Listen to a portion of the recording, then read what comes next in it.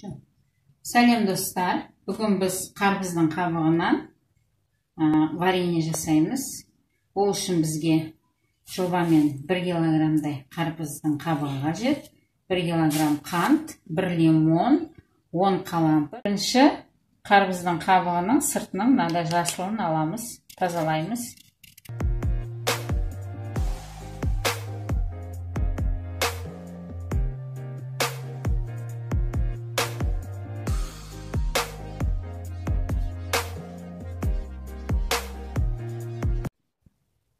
Енді мынадай тазаланған қабықты әдемілеп төртбұрыштап немесе тік төртбұрыштап кесеміз.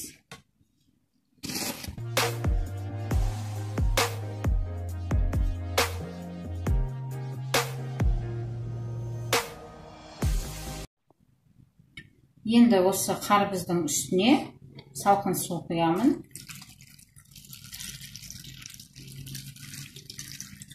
Қарбыз батып тұру керек. Неге су құямыз? Себебі қарбыздың қабығы бізге оның өзінің шырыны жоқ, ол бізге сок бермейді. Міне жобамен осылай су құям, отқа қоямын, 1 сағат қайнатам. Бірінші қайнап кеткеннен кейін астын басып қоям. Бетіне көбік шықса, көбігін алып отырамын. Осылайша қарбызды 1 сағат қайнатамын. Міне бетіне көбік шығып жатыр. Сол көбіктерді алып тастаймын. Бір қайнап кеткеннен кейін астын басып қойып, міне жайлап осылай қайнатып жатырмын.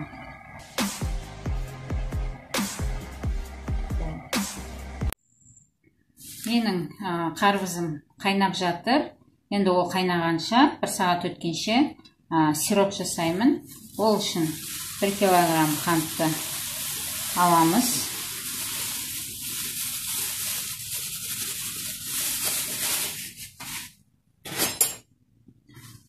Оның үстіне 1 стақан суық су құямын.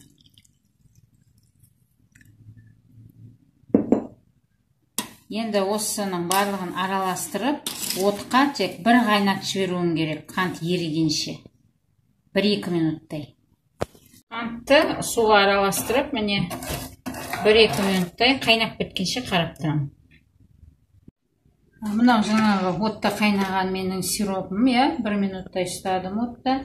Енді оның үстіне 1 сағат қайнаған қарбыздың қабығын сүздім, әбден сүзіп алдым. Енді осыны қосамын. Және 10 қалампыр қосамын.